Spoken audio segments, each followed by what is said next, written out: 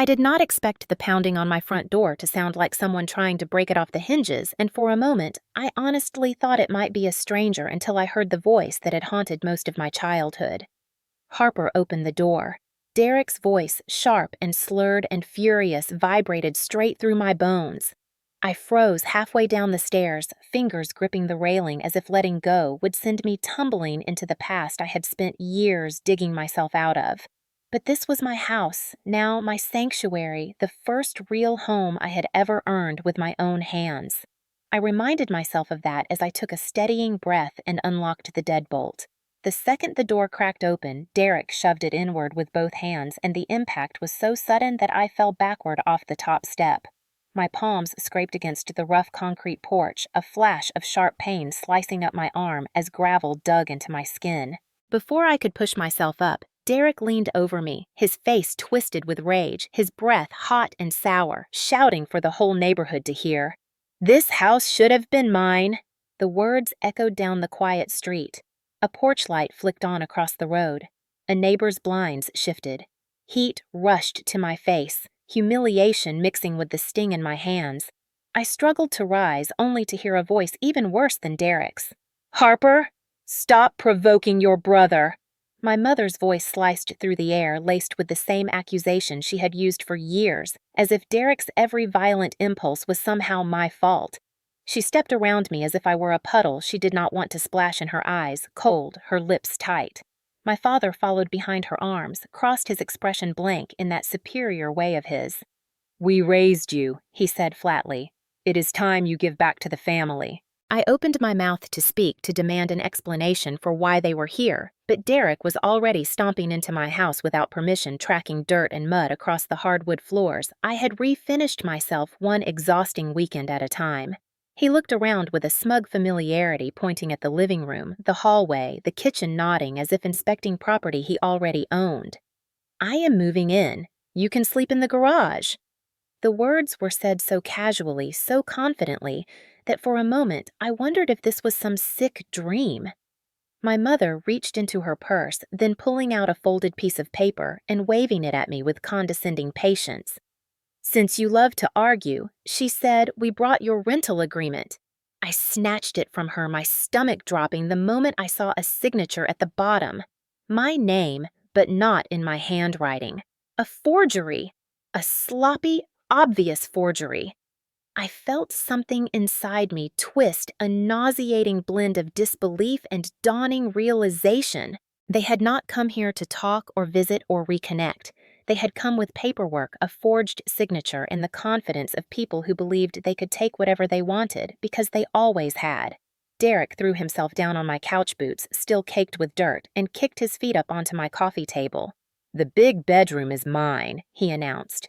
"Obviously."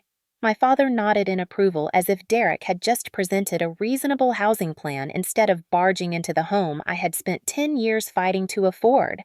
My mother shot me a look of disappointment so familiar it made my chest tighten. "You know Derek cannot live on his own. You know he needs help. Why can you not be a decent sister and do what is right?" My eyes traveled across the room, landing on the walls I had painted, the shelves I had built, the space I had created from scratch, after clawing my way out of the life they had forced me into. And here they were striding through it as if my years of labor meant nothing, as if my sacrifices belonged to them by default. I stood there with scraped hands and shaking breath, feeling something heavy yet startlingly clear settling inside me. 10 years of working double shifts. 10 years of living out of my car and showering at gyms.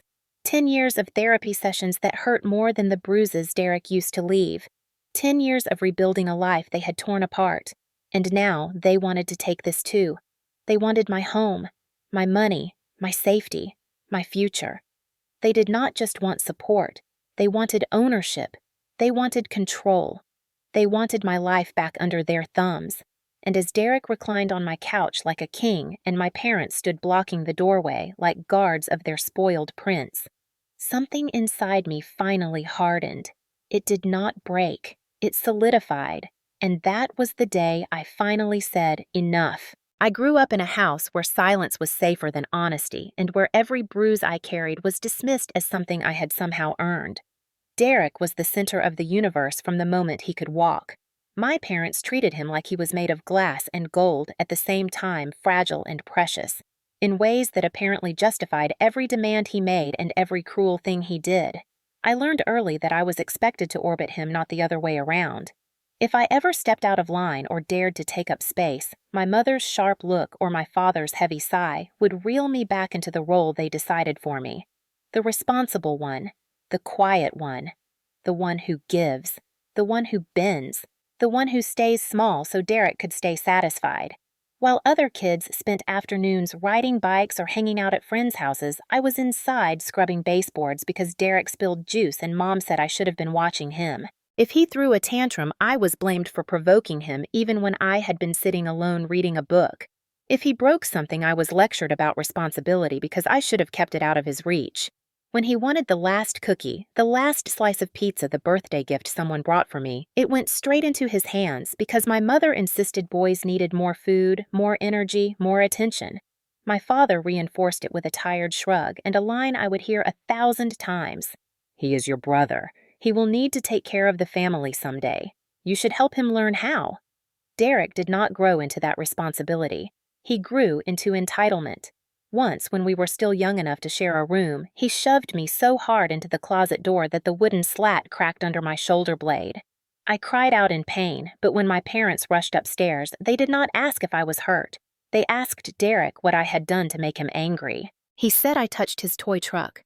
I had not, but that did not matter. What mattered was maintaining the illusion that Derek was incapable of wrongdoing. Another time, he threw a remote control at my face because I changed the channel while he was outside playing. The edge of the remote cut my lip and I tasted blood as I ran to the bathroom trying to keep from sobbing. My mother followed me in and shut the door behind her. "If you had asked him first," she said while wiping the blood from my mouth, "none of this would have happened." The message was always the same. Derek's anger was my fault. His violence was my fault. His failures, mistakes, and tantrums were my fault. Everything was my fault because I was the one who existed to absorb the impact of his life. When we were older, the violence became more casual for him and more invisible for them. He would shove my shoulder when passing me in the hallway, hard enough to make me stumble, but not hard enough to leave a bruise that would draw questions. He slammed doors in my face, locked me out of the house, hid my homework, deleted my email drafts. Every cruel act was brushed away with the same dismissive wave. Boys will be boys. Do not be so dramatic. Stop trying to get attention. Pain became a private experience.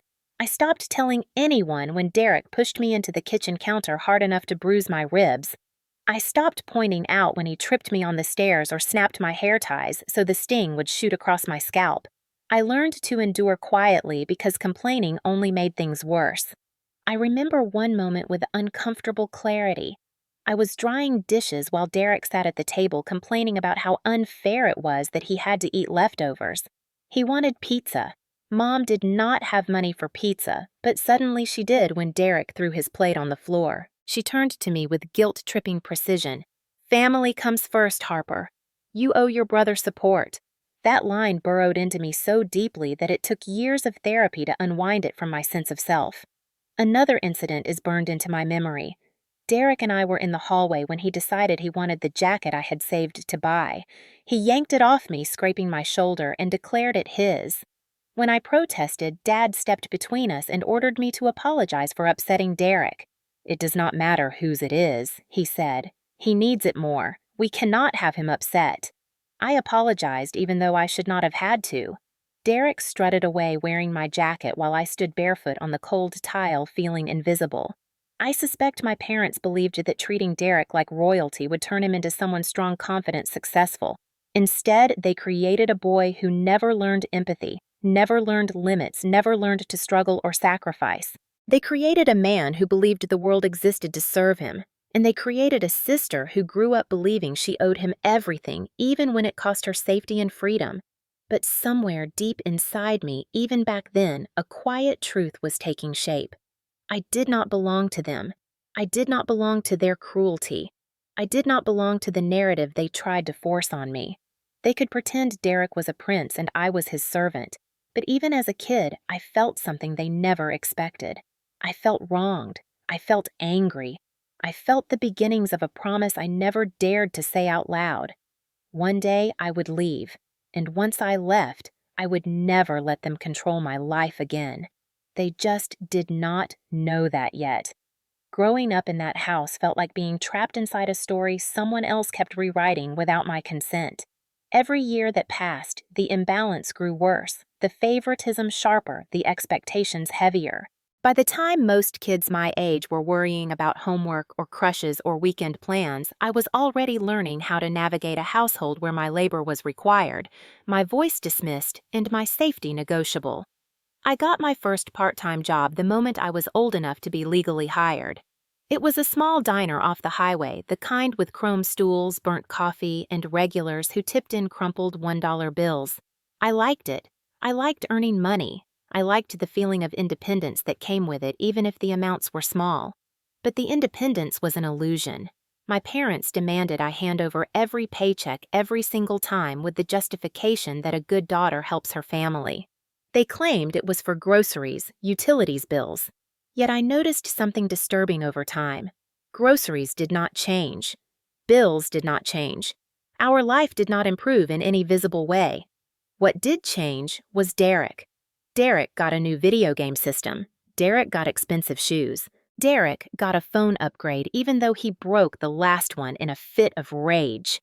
Derek got to keep every dollar of his allowance and every gift from relatives, while mine mysteriously vanished into the nebulous category of family expenses. When I objected, my father reminded me that Derek was the one who would eventually provide for the family. Derek needed the resources. Derek needed the support. Derek needed to feel like he mattered. Apparently, I did not. As Derek grew older, his entitlement evolved into something sharper and more dangerous. He learned that he could get away with almost anything as long as he aimed his anger at me. If he needed an outlet, I was it. If he was bored, I was entertainment. If he was frustrated, I was the nearest punching bag. One night stands out so vividly that even now my breath tightens thinking about it. Derek stumbled into the house drunk, slurring insults about some friends who had left him behind. I was walking down the hallway with a basket of laundry when he grabbed my arm and shoved me so hard against the wall that my head hit the plaster with a dull thud. I slid down to the floor, dazed. But before panic could settle, my mother appeared. Not to help, not to check if I was concussed. She stared at me with irritation as if my presence on the floor was an inconvenience. "What did you say to him, Harper?" I blinked through tears. "Nothing. He just came in angry." My mother clicked her tongue and shot Derek a soft, pitying look. "He has been under a lot of stress. You should not push his buttons right now." I had not spoken to him. I had not looked at him. Yet I was still blamed. Blamed for his moods. Blamed for his choices. Blamed for his violence. That incident was not isolated. Far from it. Derek shoved me into door frames often enough that I learned how to catch myself mid-fall. He would corner me in the kitchen and flick my forehead repeatedly until I flinched, then laugh and call me uptight. He slapped the back of my head if I walked too slowly. He snapped towels at my legs and acted surprised when the sting brought tears to my eyes.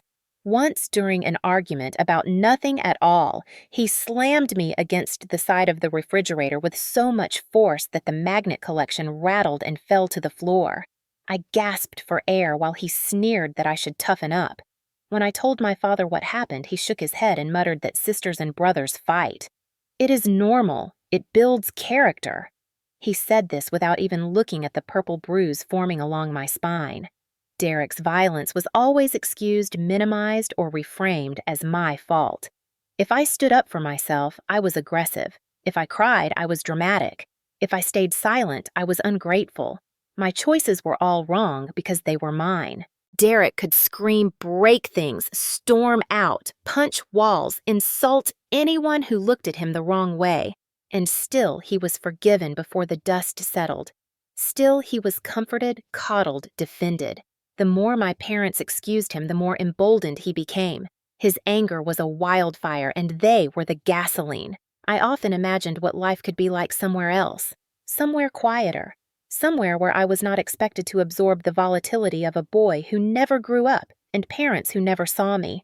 At night, lying awake in the small room that Derek occasionally barged into just to assert dominance, I made mental lists of the steps I would take to escape. I would graduate. I would work. I would save every secret dollar I could hide. I would leave. I would breathe. I would live. But leaving is not simple when the people who are supposed to love you insist you owe them your entire existence. They weaponized guilt the way Derek weaponized his fists. Every conversation somehow circled back to the same refrain. Family comes first. Family comes first. Family comes first. The meaning was clear. They meant Derek comes first. Derek's needs. Derek's comfort. Derek's happiness. Derek's future. Mine did not factor into the equation. My dreams were secondary, my emotions irrelevant, my labor required, and in their eyes that was the natural order of things. But the quiet resentment that had started in childhood was growing sharper. I was becoming more aware of the injustice, more aware of the danger, more aware that staying in that house much longer could destroy me permanently. Even then, before everything finally exploded, something inside me was whispering the truth I had tried so hard to ignore. I was not safe there. I never had been. And soon, something would happen that would force me to leave that place forever. The night everything shattered did not begin with shouting. It began with a strange, heavy silence. A silence that felt thick, almost sticky, like the air itself was warning me to move carefully. Derek had been in one of his unpredictable moods all afternoon, pacing through the house with restless irritation, slamming cabinets, muttering curses under his breath at people who were not even there. My parents hovered around him with anxious energy, as if trying to calm down a storm they had helped create but had no power to control. I was in the hallway collecting laundry when I heard something crash in the living room. A lamp, maybe. Then Derek's voice, louder and angrier than usual. "I told you to leave my stuff alone." I stiffened. My mother's nervous reply followed her voice trembling as she said something about trying to clean up after him. Derek barked something back, and another crash followed. I set the laundry basket down slowly and backed toward my room, hoping to stay invisible. Then the floor creaked under my foot. Derek's head whipped toward me like a predator catching movement in the woods. His eyes were already bloodshot, his expression unhinged, and then he was coming toward me with heavy, fast steps that made the hallway tremble. "What are you looking at?" I opened my mouth to say nothing, literally nothing, but he closed the distance before I could breathe. He grabbed my phone out of my hand so hard that my fingers bent back painfully. "Hey, give it back."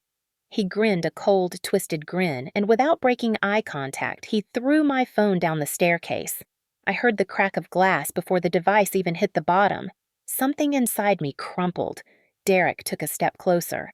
"You always think you are better than me. You always act innocent. You want to run your mouth." I was frozen, heart pounding so hard it felt like it might burst through my ribs. I knew this version of Derek well. The version that wanted to hurt something because he was hurting inside. The version that chose me because he knew I was the safest target. When he shoved me, it happened so fast I did not even have time to catch myself. My shoulder slammed into the wall. Pain shot down my arm. My mother rushed over, but instead of helping me, she grabbed my wrist. "Do not start. Do not call anyone. We will handle this as a family." Her grip tightened, nails pressing into my skin. "Mom," he threw my phone. "He is out of control." She leaned in close and whispered as if I were the threat here. "You will not ruin his future over a stupid fight." I could not believe it. I should not have been surprised, but I still could not believe it. Derek was behind her now, pacing like a caged animal, running a hand through his hair, still shaking with rage. My father appeared in the doorway, and instead of intervening, he pointed at me with disgust. "You know how he gets. Stop antagonizing your brother." Something in me snapped at that exact moment. It did not break like weakness. It broke like a chain. Their refusal to see me, to protect me, to acknowledge my pain, finally collided with the years of torment I had endured. I yanked my arm from my mother's grip and shouted. "He threw me. He broke my phone. And you are blaming me." Derek lunged forward as if my words were gasoline on his fire. I felt the air shift, and I knew I knew he was going to hurt me. I could not wait to see how far he would go. So I ran. I bolted down the hallway, dodging his grab, hearing him curse behind me. I flew down the stairs two at a time, barely avoiding the shattered remains of my phone. My breathing was sharp and uneven, my heartbeat deafening. I grabbed my shoes, my backpack, whatever I could reach within seconds. Derek's footsteps thundered on the stairs above me. I could feel his fury burning the back of my neck. If he reached me again, he would not stop this time. I had to leave. I did not have a plan, I did not have money, I did not have food. But staying was no longer an option. I shoved my feet into my shoes without tying them and sprinted toward the front door. Rain was hitting the house hard, the kind that soaks through clothes in seconds. Thunder rolled overhead like the sky was yelling with me. Behind me, my mother screamed, "Harper, stop right now. We are not done talking." But I was done. I was done sacrificing my sanity. I was done being their scapegoat. I was done being Derek's outlet for rage. I threw open the door and stumbled into the rain. The cold hit me all at once, shocking and sharp, soaking through my shirt instantly. I felt the wet wind slap my face, mixing with the tears I did not even realize had escaped. I dashed across the yard toward my old car parked under the streetlight, its battered frame the closest thing to freedom I had. Derek burst onto the porch behind me, shouting my name like a warning, but I reached the car first. My hands shook so violently I almost dropped the keys twice before finally unlocking the door. I hurled myself inside and slammed it shut just as Derek reached the front bumper. He hit the hood with both fists, screaming something I could not hear over the storm. I turned the key. The engine hesitated, coughed, and then roared to life. My breath broke into a sob of pure relief. I reversed so fast the tires skidded on wet pavement, and Derek's figure became smaller and smaller in the rearview mirror as I sped away. That was the night I left and never looked back. That was the night I realized I would rather face the world alone than spend one more minute in a home that treated me like expendable property. I did not know what waited for me, but I knew this much. Whatever was out there had to be better than the life I was running from. Driving through the storm that night felt like navigating through a different universe, one where the rules of my old life no longer applied. My hands trembled on the steering wheel. My soaked clothes clung to my skin, and every breath came in tight, jagged bursts as adrenaline surged through me.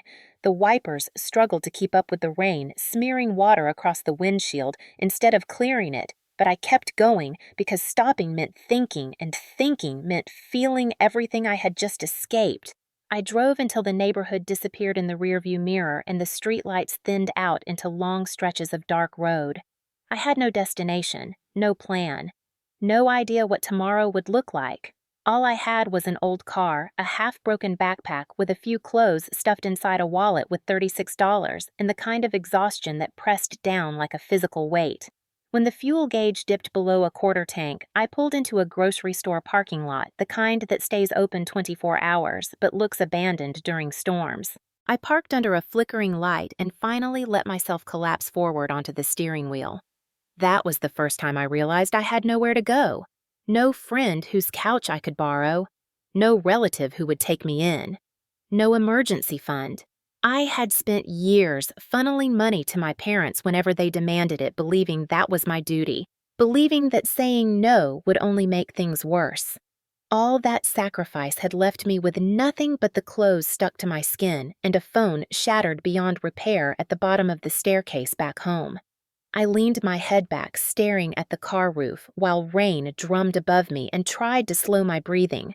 I reminded myself that I was alive, that I had escaped, that no matter how terrifying this night felt, it was still better than staying. When fatigue finally dragged me down, I reclined the seat and tried to sleep. The cold crept in quickly. The dampness from my clothes made me shiver uncontrollably. I curled my knees toward my chest and wrapped my arms around myself, trying to create any kind of comfort. I must have dozed off because the next thing I felt was a loud tap on the window. My eyes flew open. A man was standing outside hood, up face shadowed. He tapped again, harder this time. I jerked upright and locked the doors, even though I was pretty sure they were already locked. I mouthed no and shook my head. The man cupped his hand around his eyes, trying to peer into the car. I flattened myself against the seat. He circled once, tugged at the handle, then staggered off toward the far side of the lot. My heart hammered for minutes afterward, long past the moment he disappeared into the darkness. I stayed awake the rest of the night, every shadow looking like danger, every sound making my nerves jolt. By sunrise, I felt like a shell of a person. My hair was still damp, my hands stiff, my body aching from sleeping in a seat not meant for sleep. But the morning brought a kind of clarity. If I was going to survive, I needed a routine, a plan, a system. First, I drove to the cheapest gas station I knew, bought a $5 coffee that tasted like burnt earth, and used the bathroom sink to wash my face and dry my hair under the hand dryer. I stared at my reflection, trying to find a version of myself in the mirror that looked capable. I saw red, puffy eyes, a bruise forming near my temple from the shove into the wall, and a kind of hollow determination. Then I drove to a big chain gym. I did not have a membership, but I walked inside, pretending to be on my phone, slipped into the locker room confidently, and showered as fast as humanly possible. I used the free soap dispenser, dried myself with paper towels, and slipped out before anyone questioned me. That became my morning ritual for days. Shower at the gym, restock on dollar store hygiene products when necessary, change into my best work-appropriate clothes from the backpack, go to the diner and pick up as many extra shifts as they would give me. I rarely ate out. I bought cans of soup and boxes of granola bars that I kept in the car. I rationed everything. I slept in the car behind various stores rotating locations to avoid drawing attention. Some nights I parked behind a church. Some nights behind a Walmart.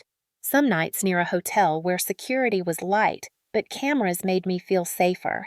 It was a lonely existence, but it was safer than living with Derek. That thought kept me steady. One night, as I was half asleep in the back seat wrapped in an old blanket, I heard footsteps approaching the car. I sat up instantly, breath held. A man in a heavy jacket was walking between cars, peering inside each one. I felt pure ice in my veins. I sank down until my spine pressed into the floorboard, my heartbeat thumping against my ribs. The man tugged at a few handles, but eventually moved on.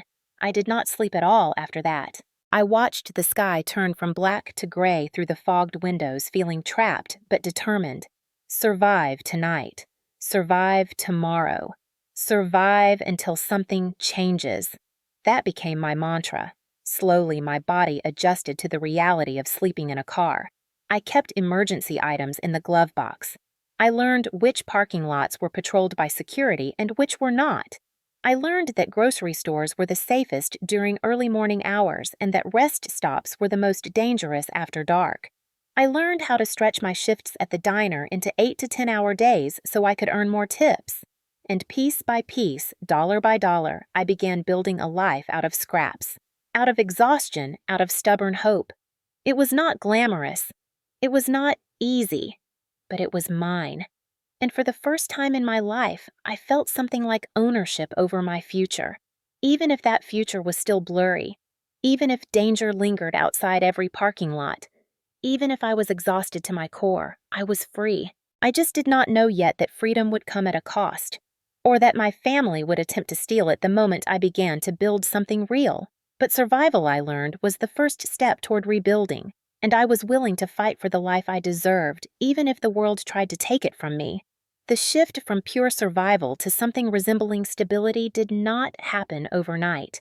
It crept in slowly like sunlight inching its way under a heavy curtain after too many days of darkness.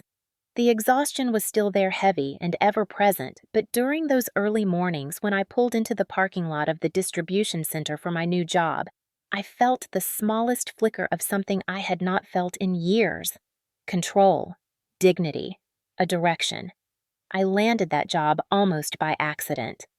I was in the diner restroom washing off a coffee spill when a woman sitting at the counter struck up a conversation about how I was always running around working the hardest, never complaining. She told me her company, a massive regional logistics center, was hiring for warehouse support positions. Good pay, decent hours, benefits after 6 months. I almost laughed. Benefits felt like a mythical luxury, something other people had, but people like me never touched. But I applied anyway, sitting in my car with the engine off, filling out the online form with fingers that still trembled from fatigue. When they called me for an interview, I sat in the driver's seat for 20 minutes beforehand, practicing answers out loud, trying to sound like someone who belonged in an office, someone not living out of her car. They hired me the same day. Training started the following week. It felt unreal. Every morning I arrived early and parked as far from the main entrance as possible so no one would notice me brushing my hair in the rearview mirror or changing my shirt behind a strategically placed towel.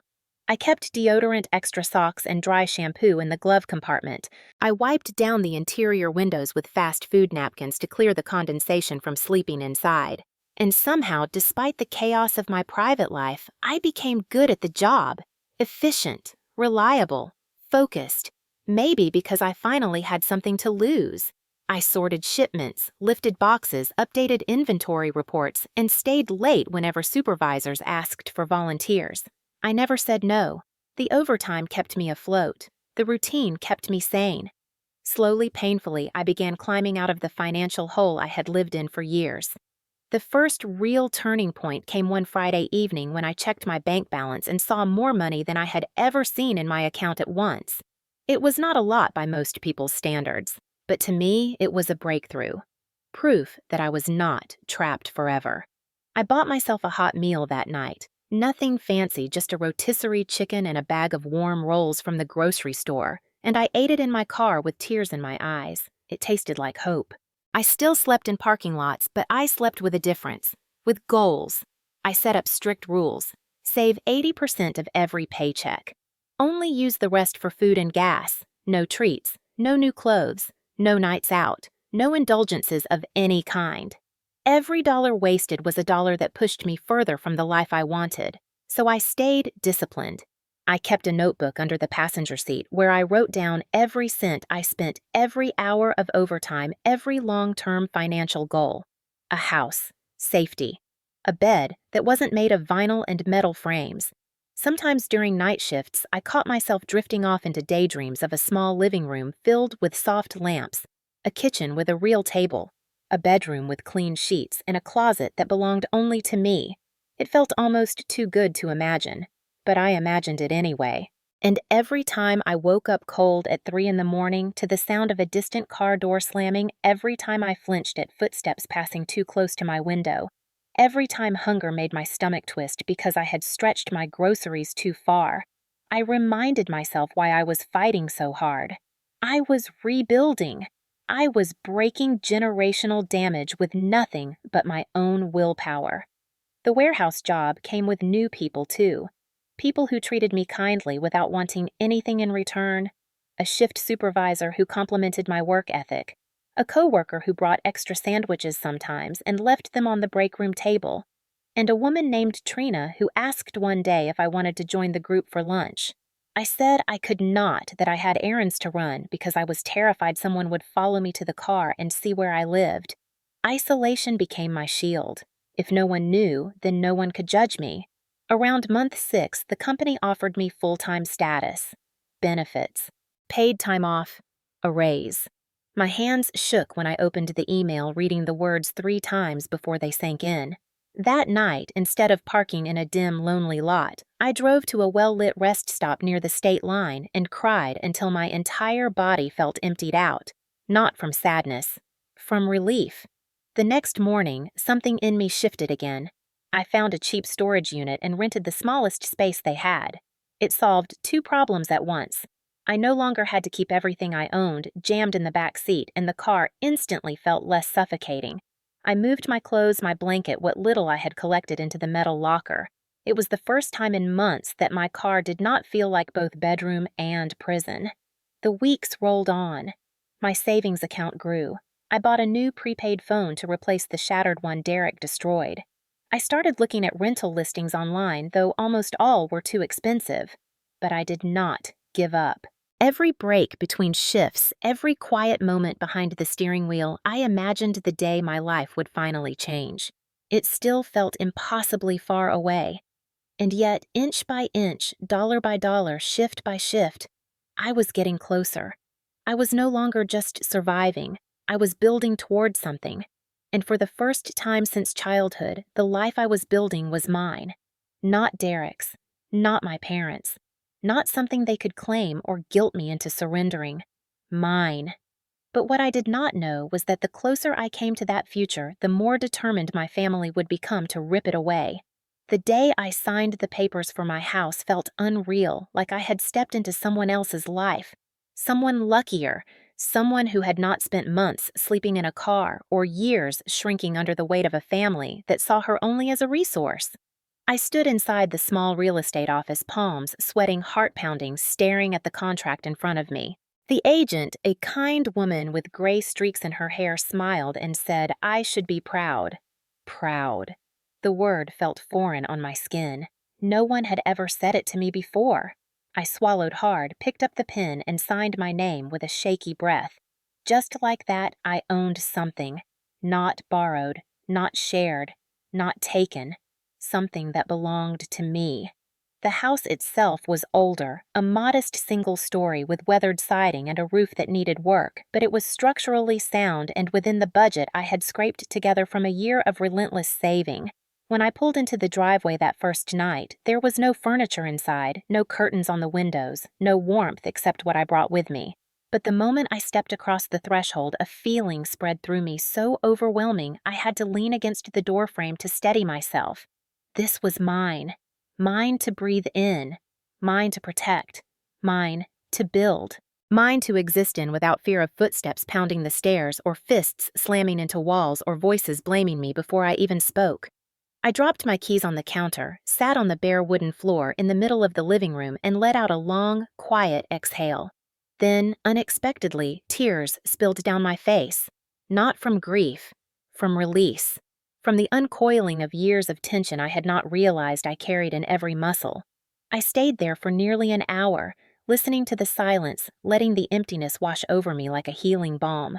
For once, emptiness meant peace. I slept on the floor that night, wrapped in an old blanket, the moonlight slipping through the uncovered windows. I woke, stiff-sore and happier than I had been in years. Over the next few weeks, I began transforming the house piece by piece. I bought a used couch off a neighborhood app's secondhand kitchen appliances, a mattress someone was selling for cheap. I painted the bedroom walls a soft green that reminded me of early morning light. I fixed the leaky faucet with the help of a YouTube tutorial. I replaced the cracked switch plates. Every improvement felt like stitching my life back together, one small repair at a time.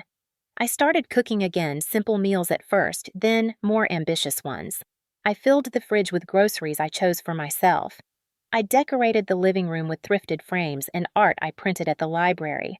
I planted herbs in pots and lined them by the kitchen window where sunlight could reach them. It was not much by most standards, but to me it was abundance. A life built from nothing but resilience.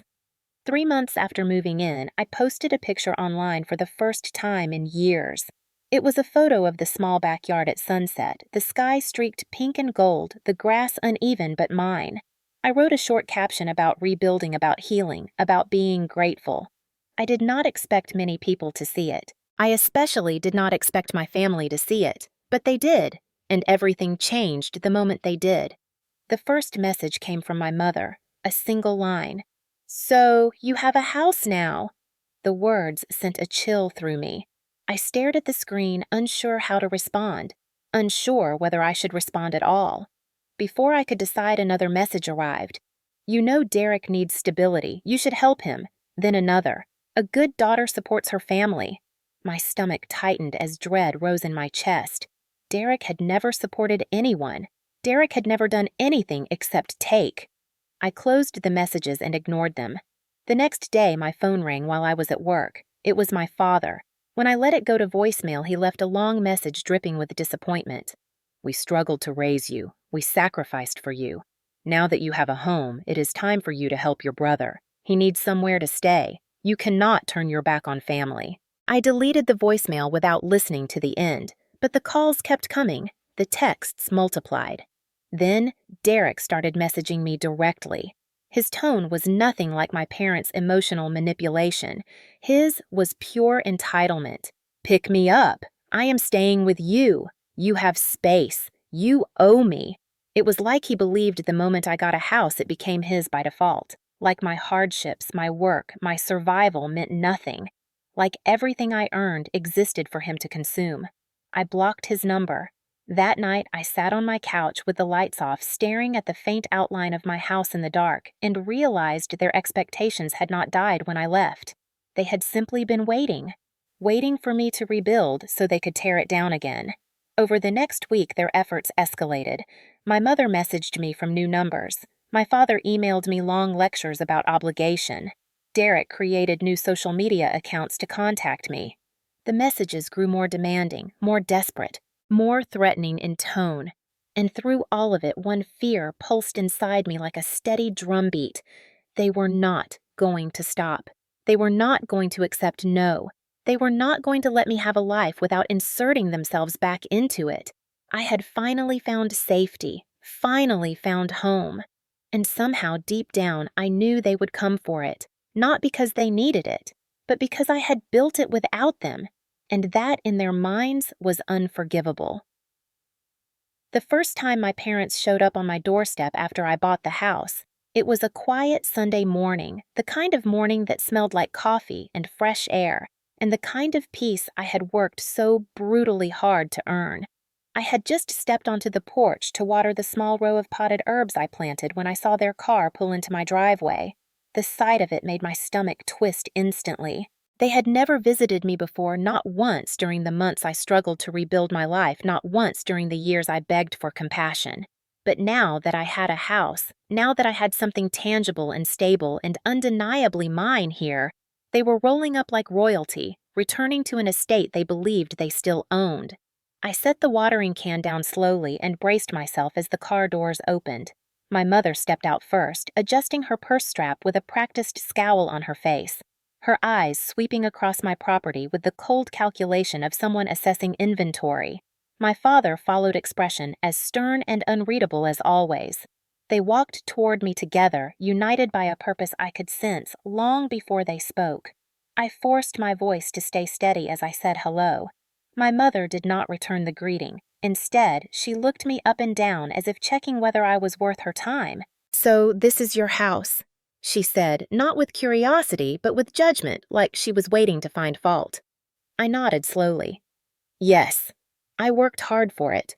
She snorted softly as if the idea of me achieving anything on my own was amusing rather than true. My father cleared his throat and got straight to the point. "We need to talk about your brother." The dread that had been simmering inside me rose sharply. I crossed my arms, a reflexive shield. "What about him?" My mother stepped forward, lowering her voice as if she was delivering sacred information. "Derek is struggling. He has nowhere stable to stay. He needs family support. And since you have a home now, your father and I expect you to help him." The entitlement in her voice struck me like a slap. "Expect, not ask. Expect." My father added, "You have spare rooms, and you have a responsibility to your brother. A good daughter supports her family. Good daughter."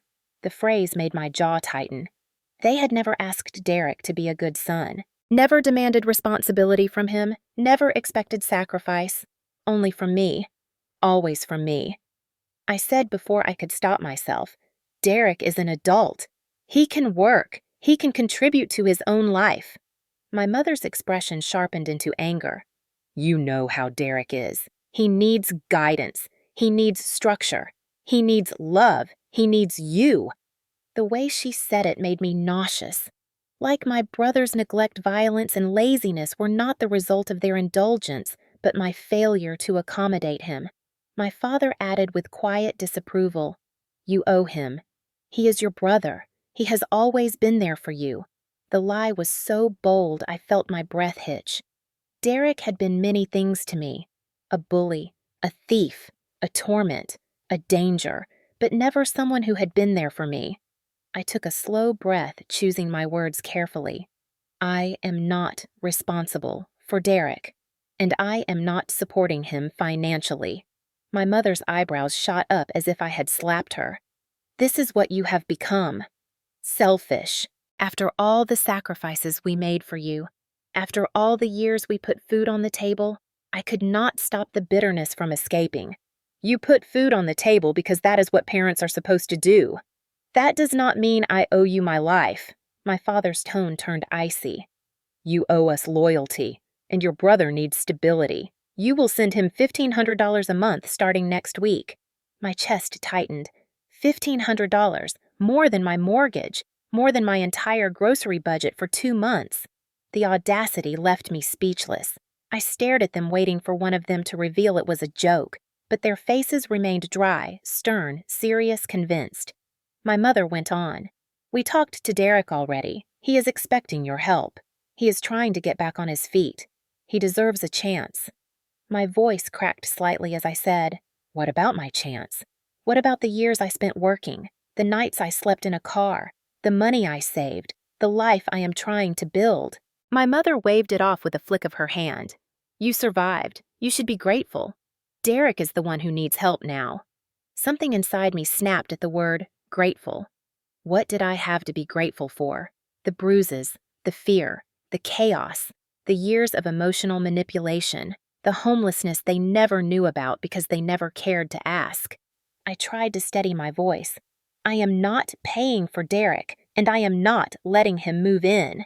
Their expressions changed instantly, twisting into offense, as if I had committed a moral crime.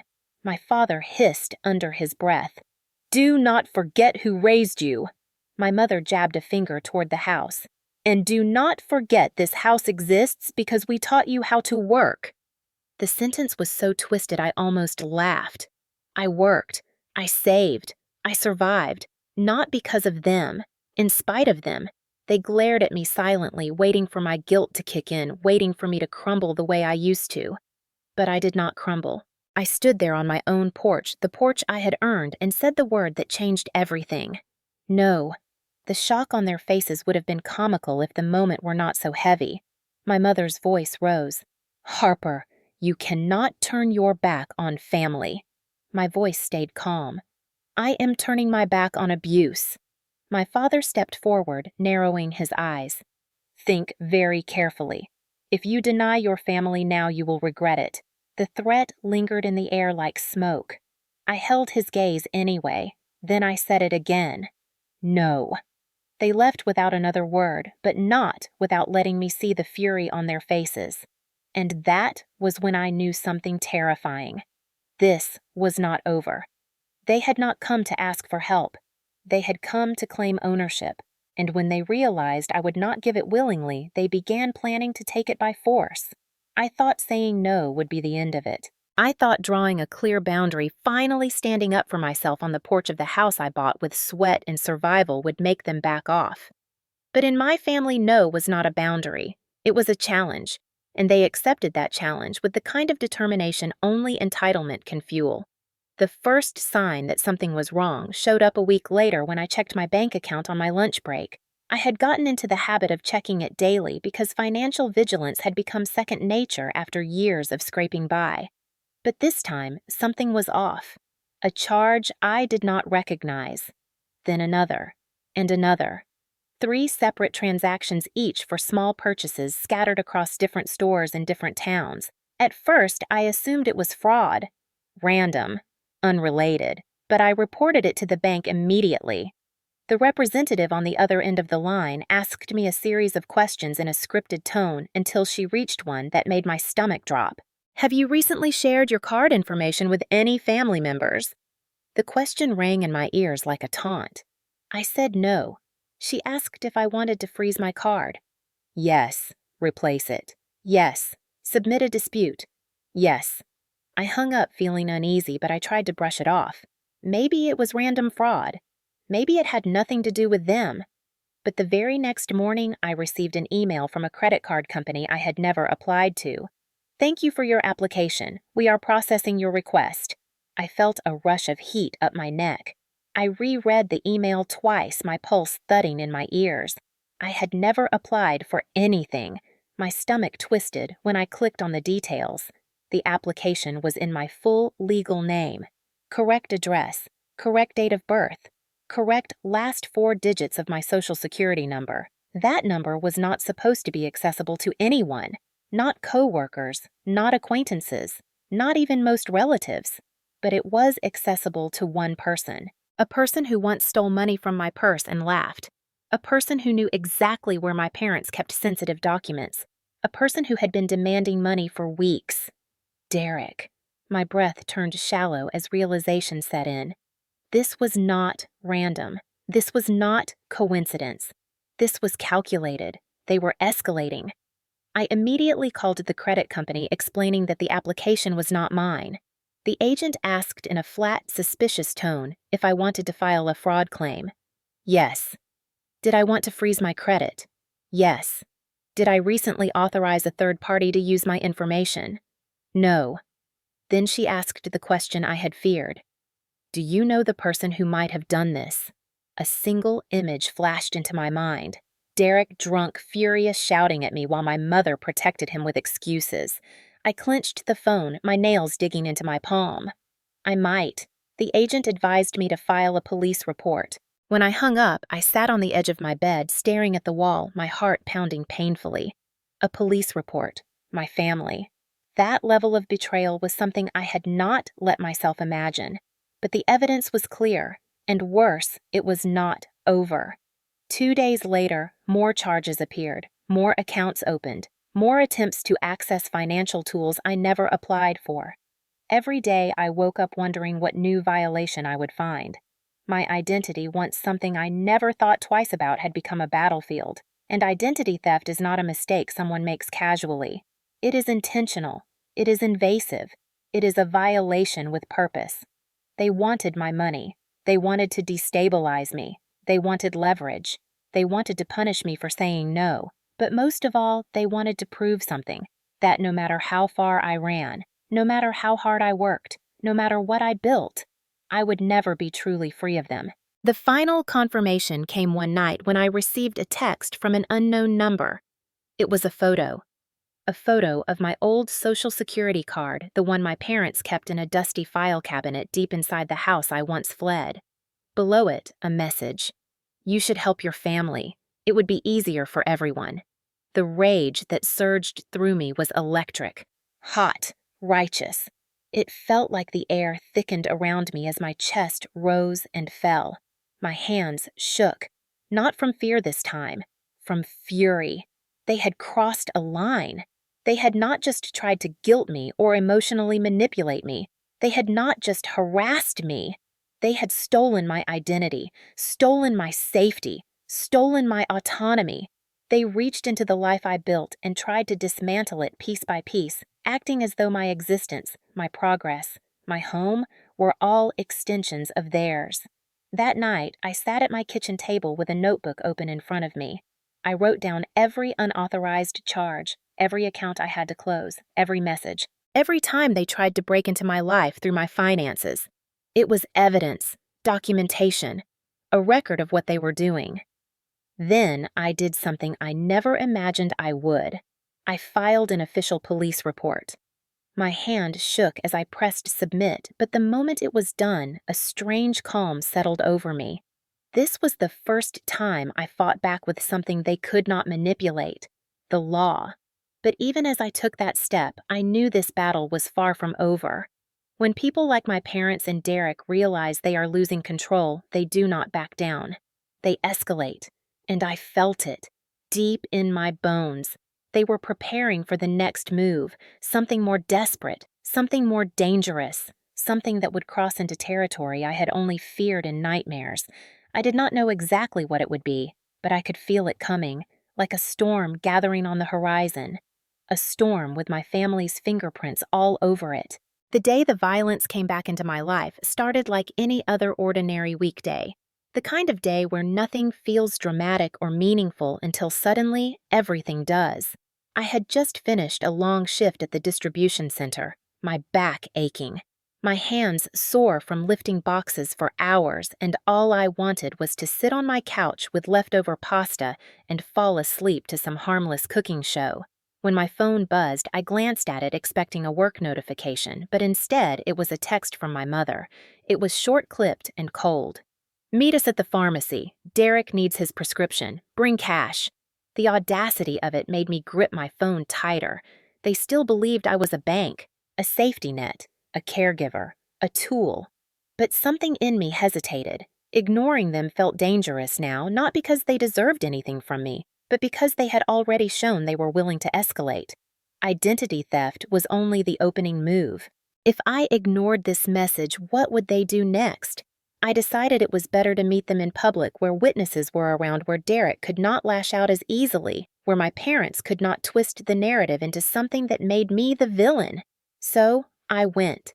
The sky was overcast, the kind of gray that promised rain but did not deliver it yet, and the parking lot of the pharmacy was half full. I parked near the front entrance and spotted them immediately.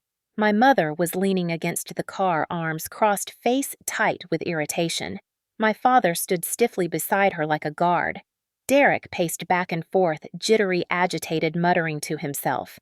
The moment he saw me, he smirked the same smirk he wore during every moment of cruelty in our childhood. "You finally showed up," he said. "Took you long enough." I kept my distance. "What do you want?" My mother stepped forward as if she were the spokesperson for the entire family. "Derek needs medication. He cannot afford it." "You can. You will pay." I crossed my arms. "I am not paying for him." My mother's eyes narrowed. "Do not start. Your brother is struggling. He needs your help." Derek scoffed loudly, pacing faster. "Yeah, he needs my help. The same brother who smashed my phone, the same brother who shoved me into walls, the same brother who tried to move into my home, the same brother using my identity to open credit lines." The rage inside me simmered low and steady, but I forced myself to keep my voice calm. I am not responsible for his choices. My father's expression hardened, the same look that used to silence me as a child. "You will not embarrass this family by refusing to support him." That phrase hit me like a punch. Embarrass this family. As if I had not been their scapegoat for decades. As if they had not ignored every bruise, every cry for help, every moment of desperation. Derek's pacing became more erratic. His voice rose. "I need money." "You have money." "It is not complicated." I held my ground. I said no. The air shifted instantly. The look on Derek's face changed from annoyed entitlement to full-blown rage. His movements sharpened, his nostrils flared, his fists clenched, and then he stormed toward me with fast, aggressive strides. His voice exploded through the parking lot. "You think you are better than us. You think you can run off and leave us like trash. You think you can keep everything for yourself." Each word came louder, angrier, hotter. I stepped back instinctively, my pulse hammering. Derek got close enough that I could feel his breath. Then he shoved me. Hard. The impact startled me. My back hit the edge of the sidewalk and I stumbled, pain shooting up my arm as I tried to catch myself.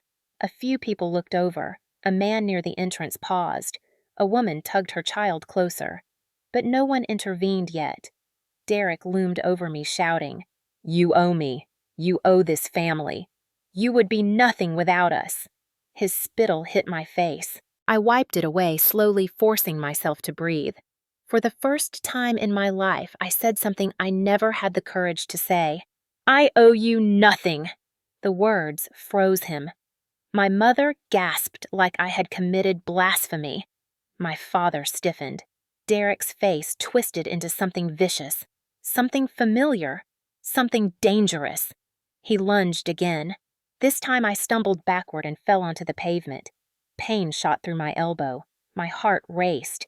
He stood over me, hands shaking with anger, and for one chilling moment I saw the same boy who used to shove me into walls, slam me into furniture, corner me in hallways. But now he was older, stronger, more unhinged, and there were no walls at my back, no escape in this moment.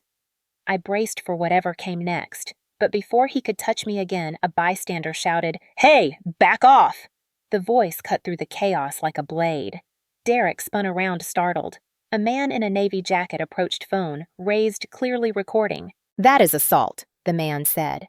"I saw everything." Derek's posture faltered. His bravado cracked. My parents instantly shifted into damage control mode.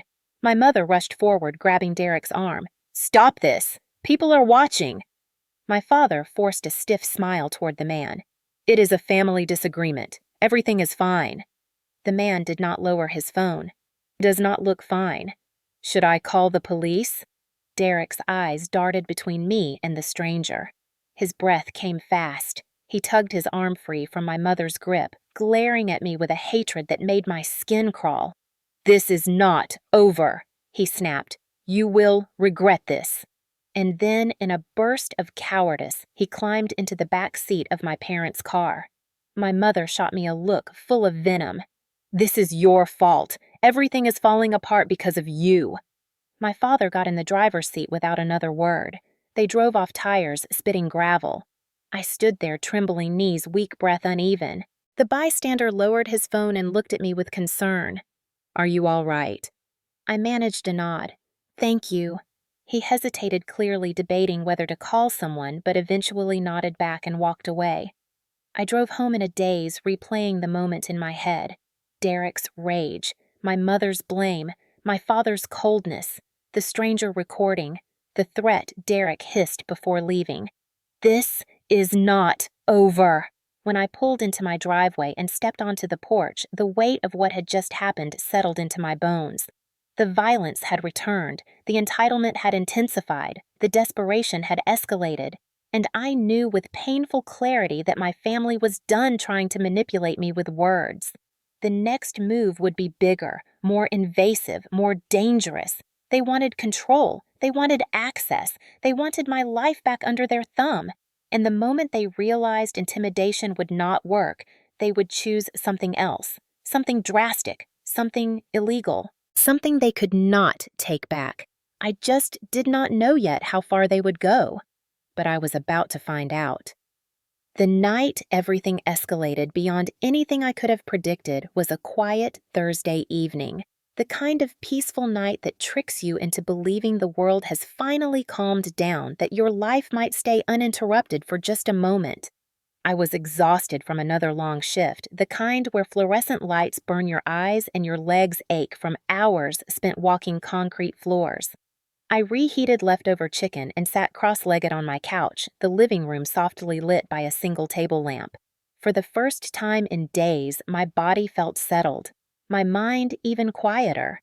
I remember thinking maybe the pharmacy incident would be the breaking point that scared them off. Maybe the embarrassment of being caught on camera shoving me in public would finally be enough to make them back away. But peace with my family was always an illusion, something fragile and temporary that shattered the moment they felt entitled to more. I had barely taken 3 bites of dinner when my phone buzzed. It was the doorbell camera notification. "Motion detected at your front door." A cold pulse went through me. It was late. No one ever came by unannounced. My coworkers texted before stopping over. My neighbors usually called. The only people who ignored social courtesy were the people who had been violating my boundaries since childhood. I stood slowly, my breath tightening, and opened the app. The live feed loaded and my stomach dropped. My parents' SUV sat in my driveway. The headlights were off.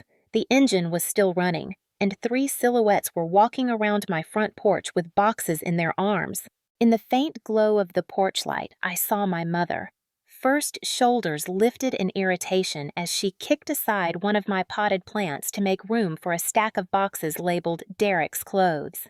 Behind her, my father hauled a plastic bin full of kitchen utensils. Derek carried a duffel bag slung over his shoulder, swaggering like he belonged here, like he was not the same man who had shoved me to the ground in a parking lot hours earlier. My heart slammed against my ribs. No, no, no, they would not. They could not. But they were. Derek dropped his bag directly in front of my door and said something to my mother that made her laugh. My father twisted the doorknob testing it and shook his head in annoyance when the locked door did not budge. He turned and muttered something I could not fully hear, but his body language said everything. It was annoyance, not guilt, entitlement, not hesitation, as if this inconvenience offended him. As if I should have known to leave the door open for their invasion. My mother pulled out a small flashlight and shined it around the doorknob area. Then she reached into her purse and removed something metallic. A drill. My breath hitched so sharply it hurt. She handed it to my father with the casual familiarity of someone passing a salt shaker at dinner. They planned this. They brought tools. They came prepared to forcibly enter my home. I stared at the screen, frozen in disbelief. My family was breaking into my house. My house. The place I fought for, saved for, bled for. The place that finally felt like mine. I could not move for a few seconds, shock rooting me to the floor. My mind screamed to do something, but my body stayed still. On the camera feed, Derek leaned against the porch railing and lit a cigarette like he was settling in for a long job interview. My father crouched and began drilling. The sound crackled through the camera mic, a harsh metallic grinding that scraped against my nerves. The drill bit sparked against the metal lock. Dust fell like glitter in the porch light. My mother covered the peephole with her handkerchief as if she expected I might be inside watching. In that moment, something in me flipped from disbelief to clarity. They were not trying to talk. They were not trying to negotiate. They were not even trying to intimidate. They were taking. They had decided this home belonged to them, that Derek deserved it more, that my labor, my suffering, my survival, my money belonged to the golden child of the family. I grabbed my keys and ran to my truck. Every instinct screamed that I needed to get home before they destroyed more than a lock. When I reached the end of my street, my headlights fell across the scene with brutal clarity. My father was still crouched by the lock. My mother was already carrying a box inside through the door frame, the door. My front door. It stood slightly ajar. They had already drilled through the lock. Derek was inside too. I could hear him yelling something from the living room. A victory cheer, a territorial grunt. The sound made my skin crawl. I parked in the middle of my driveway so fast the tires squealed. My door flew open before the truck fully stopped. "What are you doing?" My voice was louder than it had ever been with them. My mother barely glanced at me. "We are moving Derek in. You should be grateful your brother wants to live close to you." My father did not even pause. "You should have left the door unlocked. You made this harder than it needed to be. Harder than it needed to be. Harder than it needed to be." The phrase echoed inside my skull.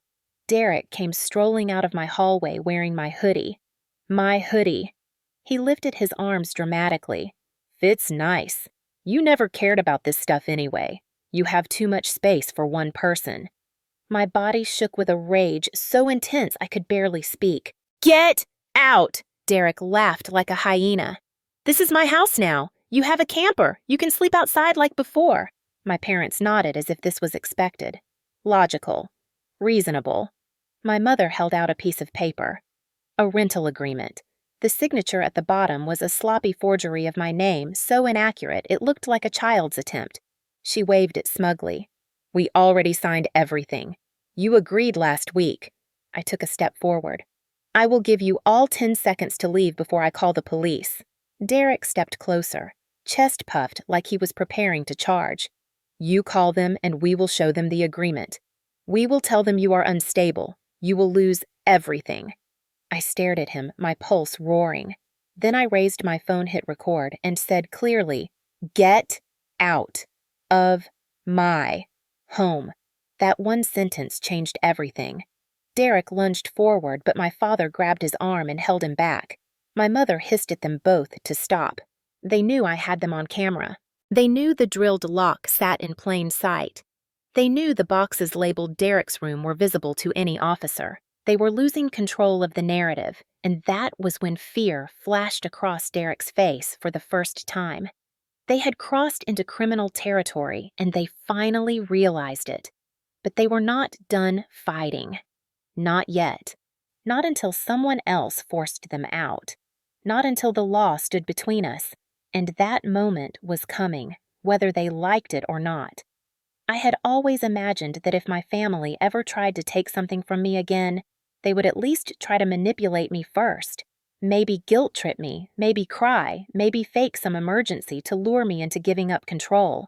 I never thought they would literally break my front door, drill out the lock, and march into my living room like a pack of conquerors claiming new territory. But that was exactly what they did. And as I stood in my own driveway staring at the open door, they had forced their way through. Part of me felt a surreal detachment, like I was watching someone else's life unravel instead of my own. The house smelled different the moment I stepped inside. My mother had opened every window as if she was airing out a space she already believed belonged to her. The cold night air drifted through the rooms, carrying the faint scent of cigarette smoke from Derek's habit. My father had placed a set of my plates neatly on the counter, as if preparing them for Derek's future meals. The audacity was breathtaking.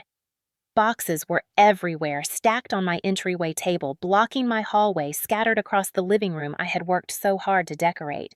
My bookshelf, the one place in the world I kept personal things that mattered to me, was already half emptied. Some of my books were on the floor. A framed photo of me at my warehouse promotion party had been shoved face down like it offended them. Seeing that was the moment something in me broke. Derek lounged on my couch wearing my hoodie legs spread wide feet on my coffee table, scrolling through his phone with the total relaxation of someone settling into a home they believed they owned. He did not even look up when I walked in.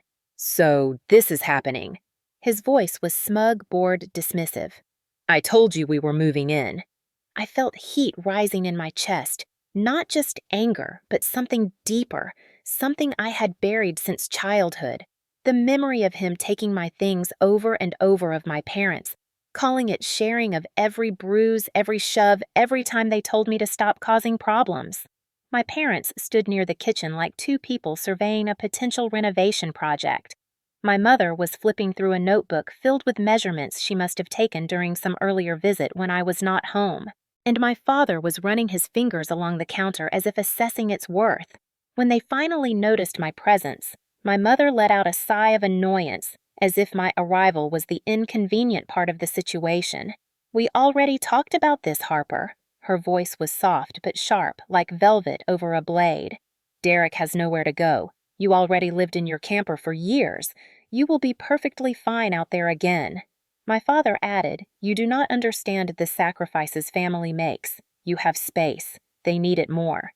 The entitlement was so heavy in their voices it nearly suffocated me. Derek finally looked up, eyes half-lidded with arrogance. "Your room is already too big for one person. Mom said we could redo it for the kids." The kids. He and his hypothetical family were already claiming rooms that did not exist. I stepped forward, heart hammering, and pointed at the drilled-out lock on my floor. "You broke into my home. You damaged my property. You stole my things. You think any of this is normal?" My mother rolled her eyes like I was being dramatic. "We had to get in." "You were being unreasonable." "Reasonable. Reasonable." The word pulsed in my head like a siren. They thought this was reasonable. They thought my resistance was unreasonable. Derek stood and walked up to me so close I could smell the stale beer on his breath. "Do you know how pathetic you sound? You think this house makes you better than us. You think you deserve it. You are nothing." The last time he had stood this close to me, he had shoved me so hard my shoulder bruised for weeks. That memory flickered now. His eyes were the same. Cold, mean, hungry for dominance. My fists clenched at my sides. I wanted to scream. I wanted to shove him back. I wanted to break the cycle. But instead, I did the one thing that terrified them most. I pulled out my phone, turned on the flashlight, and recorded everything. My family froze like they had been hit by a spotlight. My father stepped forward. "Turn that off. You do not need to escalate this." My mother hissed, "Harper, you are embarrassing yourself." Derek swatted at the phone, trying to knock it out of my hand. "Let me see what you think you are doing." That was the moment everything snapped inside me. I stepped back, lifted the phone higher, and said with absolute clarity, "You are trespassing. You broke into my home. You forged documents. And I am calling the police." Derek took one more step toward me, but something in my posture must have changed because he hesitated for the first time since the invasion began. My father grabbed his arm, whispering something harsh under his breath. My mother's face pinched into panic. They had assumed I would crumble. They had assumed I would fold like I always had. They had assumed I would choose family over self-preservation like they always demanded. But they had not expected a camera. They had not expected recorded evidence. They had not expected me to fight back with something they could not control. My mother tried the soft voice again. "Harper, sweetheart, do not do this. We are a family. This is a misunderstanding." "No."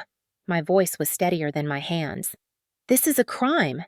Derek snorted, trying to mask the fear creeping into his expression. "You will not call. You do not have the guts." I pressed the emergency button on my phone. The 911 operator answered immediately. In the moment, my voice came out steady and calm as I said, "There are people who broke into my home and are refusing to leave. The entire room changed." Derek's smugness evaporated. My parents exchanged frantic glances. My mother whispered Derek's name as if pleading with him to fix this. My father began grabbing boxes in a fumbling panic. The operator asked me questions and I answered every single one, clearly looking directly at the three people who had spent their entire lives trying to silence me. They had no idea what to do. And as the flashing red and blue lights appeared at the end of my street, every ounce of power they had ever held over me began to crumble. Their entitlement, their manipulation, their dominance, their control, all of it began to fall away, because this time they were not in charge. This time there were consequences they could not talk their way out of. And this time I was not a scared child trying to survive them. I was a woman protecting her home. The flashing lights lit up my entire street like a crime scene on a late-night television show, except this was not fiction, and the criminals were the same people who had raised me, the same people who had once claimed to love me. My heart hammered against my ribs as the police cruisers rolled to a stop in front of my house, their headlights sweeping across my yard, catching the boxes piled on the porch.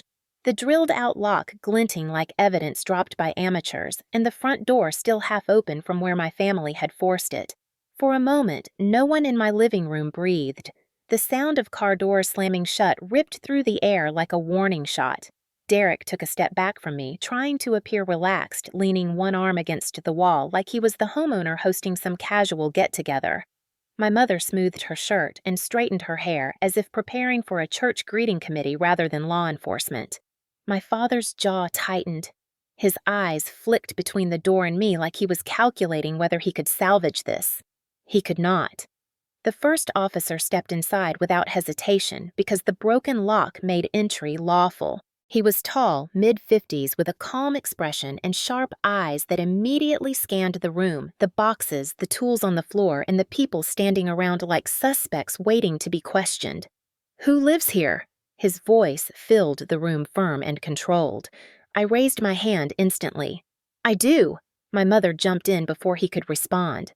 "Officer Sweetheart, this is all a silly misunderstanding. We told her we would move in temporarily, and she is just being dramatic." Dramatic! The word nearly made me laugh. The officer ignored her and turned back to me. "You the homeowner?" "Yes." "Do you have identification?" "It is in my bag." I reached for my purse, slowly mindful of every movement. He nodded, watching me, but not in suspicion, more like protection. Then he looked at my family. "And who are all of you?" Derek spoke with smug confidence. "We are her family. We have a right to be here." The officer raised an eyebrow. "Family does not automatically give you the right to enter a private residence. Did she invite you?" My father puffed out his chest, stepping forward like every entitled man who believed authority bent to him. "Actually, she did. She agreed to let us stay. We have a rental agreement." He pointed to the stack of papers my mother clutched like a lifeline. The officer turned to me. "Is that true?" "No." My voice came out steady and cold. "I never agreed to anything. They forged that paper. They drilled out my lock and broke into my home." Derek scoffed loudly. "Oh, come on, Harper. Stop lying." The officer shot him a warning glare. "I will ask the questions." Then he pointed to the door. "And you said they drilled your lock?" I nodded and pointed at the metal cylinder lying on the floor, shards of it still scattered across the welcome mat. The officers exchanged a glance, a silent communication that said the situation had suddenly gotten a lot more serious. The female officer, appearing younger but equally composed, stepped forward to examine it. "This was drilled recently." "Who did this?" My father began to speak, but my mother cut in too quickly. We thought she was inside and needed help. That door jammed all the time when she lived with us. We were worried. The officer looked at her with an expression so flat and unimpressed it was almost comical. Your daughter called emergency services to report a break-in. It does not sound like she asked for your help. Derek folded his arms across his chest, trying to look calm, but sweat had started to bead at his temples. The officer turned to me again. Do you have security footage? Yes, from my doorbell camera. It recorded everything. Even the drill. Even my mother handing it to my father. Even Derek making himself comfortable on my couch before the police arrived. The officer nodded. I would like to see it. I pulled up the footage on my phone and handed it to him. He watched silently for a few seconds. Then he handed it to the female officer who tapped her pen against her notepad as she watched. When she looked up at my parents, her expression had shifted into something darker. Their confidence began to crumble. Derek muttered, "This is ridiculous. She is manipulating the situation." My mother stepped forward, her voice cracking into her favorite mix of victimhood and feigned innocence. "Officer, she is unstable. She is always overreacting. We just came to help her. She needs support, not punishment." My father nodded vigorously. "She agreed to let us move in. She needs family. We were trying to give her what she needs." The officer held up a hand to silence them. "That is enough." Then he turned to me. "Do you want them removed from the property?" "Yes." My answer came so fast it surprised even me. The officer nodded and spoke into his radio.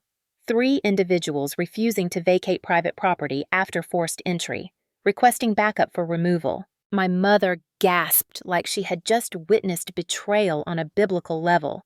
"Harper, you cannot do this. Think of your brother. Think of your family." Derek shoved his hands into his pockets, glowering at me with pure resentment. "Wow.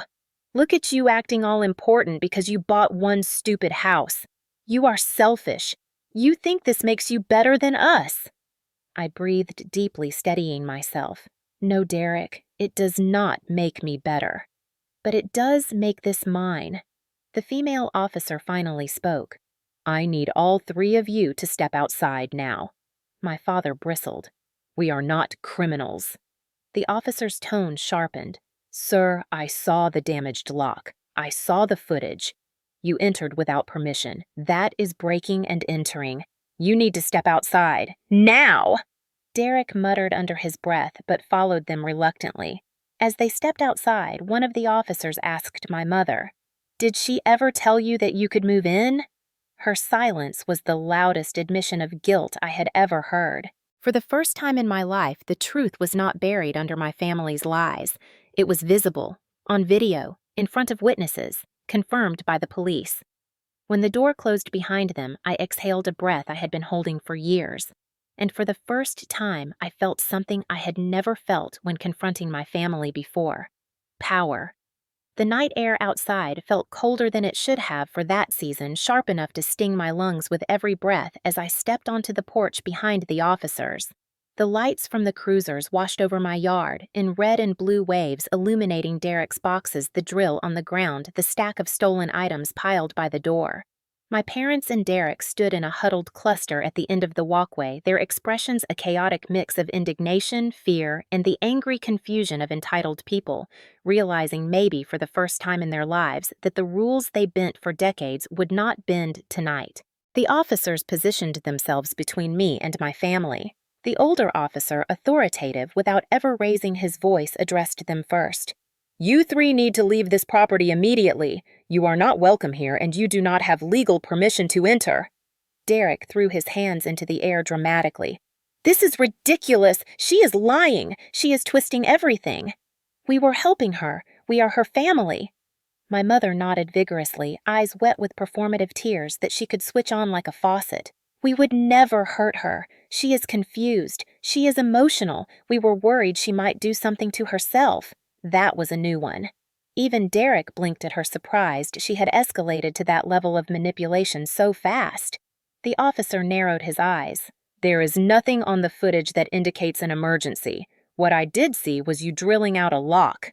My father stepped forward, puffing himself up like he was about to deliver a lecture rather than face arrest. We had no choice. She refused to answer our calls. We thought something was wrong. She isolates herself. She always has. She needs us. A hollow laugh escaped me before I could stop it. I isolate myself because you made every version of home unsafe. Derek whirled on me, eyes flashing. Stop playing the victim.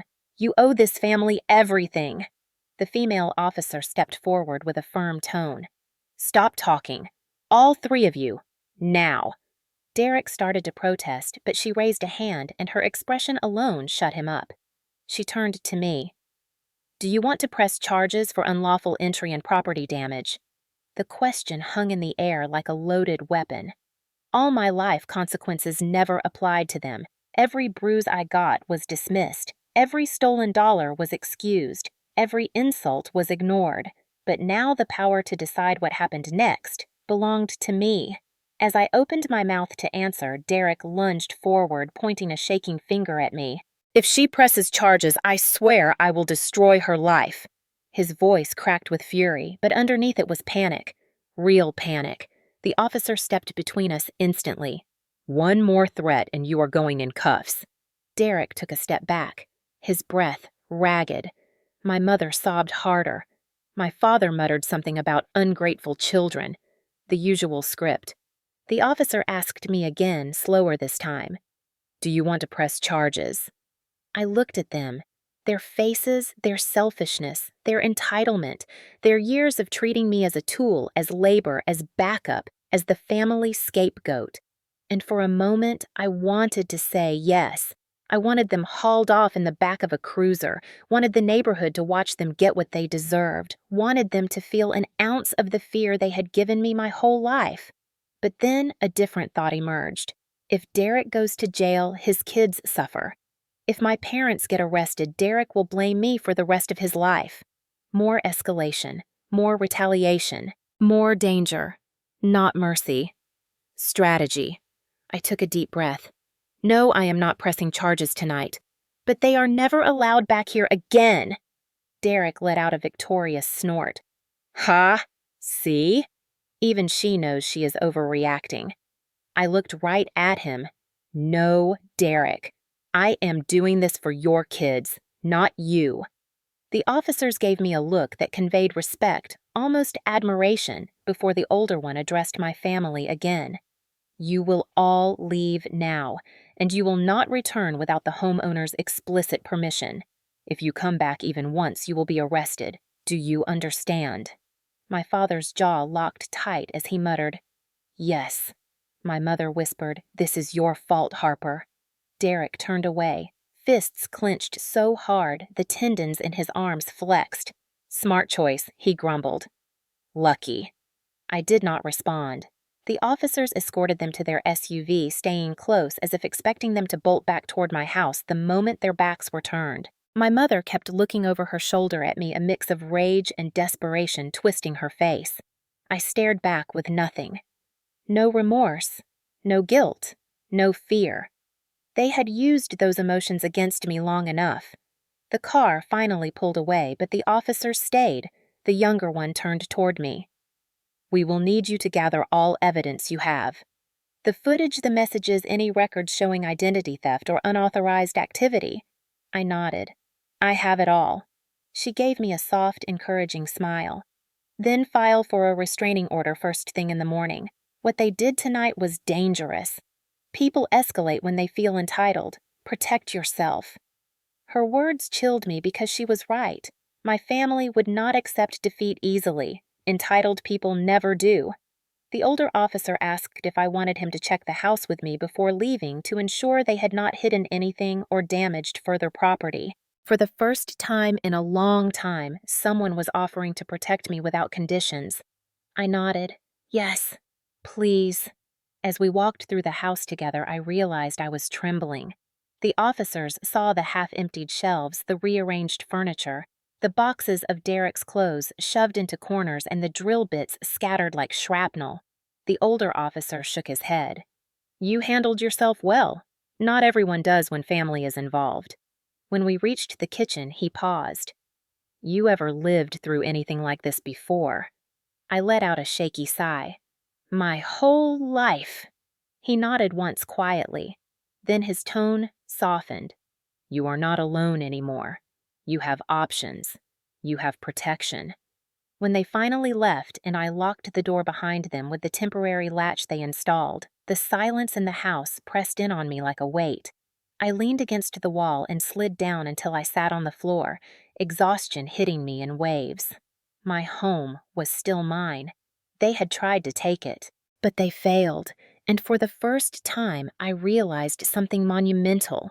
They were losing, not because I was lucky, not because I was magically stronger, but because I had done something they never expected. I fought back, and I was not done, not even close. The morning after the break-in felt unreal, like waking up inside a version of my life that had finally shifted into a reality where I was no longer powerless. The temporary lock the officers installed held firm as I opened my door to retrieve the small pile of mail scattered across my porch. Nothing looked disturbed. No new footprints, no signs my family had returned in the night. Still, the air felt heavier with the sense that the battle had only paused, not ended. Inside, I set my phone on the kitchen counter and opened the doorbell camera footage again. Watching it made my stomach twist, but I also felt something new bloom in my chest. Validation. Proof. For the first time, I had something my family could not twist or manipulate. Something the entire world could see and judge for themselves. By the afternoon after I filed the police report, the property damage claim, and the emergency request for a restraining order, my hands shook from exhaustion. But I kept thinking about what the female officer had said. People escalate when they feel entitled. Protect yourself. So I did something I never thought I would. I uploaded the footage to my Facebook account with a single line above it. For everyone asking why I keep my distance, this is why. My finger hovered over the post button for a moment. This was my family's reputation on the line, their carefully curated image of being church-going, community-minded parents. Their endless narrative that I was dramatic, ungrateful, unstable. Posting the video meant ripping the mask off them in front of everyone who had ever believed their lies. I exhaled, steadying myself. They exposed me for years. Or they can face the truth for once. I hit post, and within minutes my phone vibrated non-stop. First a trickle of comments, then dozens, then hundreds. Old neighbors, former teachers, distant cousins, people I barely remembered from childhood church groups, people who had known my parents for decades, and they were all shocked. The first comment came from my Aunt Marianne, who had always felt like the only sane relative in the entire family tree. Harper, sweetheart, I knew something was wrong, but I had no idea it was this bad. My throat tightened as I read it. Then came another comment from my cousin Tessa. I remember your brother pushing you down the stairs when we were kids. Your parents said you tripped. I am so sorry. And another. I always wondered why you left home so young. Your parents made it seem like you were rebellious. This makes so much sense now. The dam broke wide open. Dozens of messages poured in, telling me they always suspected Derek had anger issues, that my mother was controlling, that my father had a temper, that rumors had spread for years about tension in the household. People who had been silent for decades were suddenly speaking. My phone buzzed with messages from numbers I had not saved in years. A former teacher. I remember seeing bruises on your arm once. You told me it was from a fall. I wish I had asked more questions. A neighbor. Derek threw rocks at my car when he was 8. Your mom laughed and said boys will be boys, a woman I had not spoken to since high school. Your parents told everyone you cut them off because you were selfish. They never told anyone what they were doing to you. And then came the most shocking message of all. From my mother's older sister, Aunt Linda. Harper, I need to speak with you privately. There are things you do not know about your mother and Derek. My heart stopped for a second. Things I do not know. Things she never told me. But before I could even reply, another wave of comments appeared under the video. Churchwomen who had known my parents for years wrote messages dripping with disbelief and disappointment. I cannot believe they did this. They always acted like you were the problem. I am so sorry. One woman wrote something that sent shivers through me. Your mother once told our Bible study group that you were mentally unstable. She said she had to protect Derek from you. My vision tunneled for a moment. Protect Derek from me. The lies they told about me to maintain their image were staggering, but now the entire community was seeing them for who they really were. Someone else commented, "This is breaking and entering. You need to press charges. That lock was drilled. This is criminal." And another, "Derek looks drunk in that video. Has he ever gotten help?" The more they watched, the more the narrative shifted. The more people rallied to my side, and then my phone buzzed again with another notification. A private message from a woman named Cheryl, someone who used to live next door to my parents. "Harper, I know this might be hard to hear, but Derek used to brag about taking things from your room when you were at work. He said your parents let him." That message felt like a punch to the stomach. How deep did this go? How much had been hidden from me? Another message arrived from someone I had never met but who lived in the same town as my parents. "Derek was kicked out of a bar last month for grabbing someone.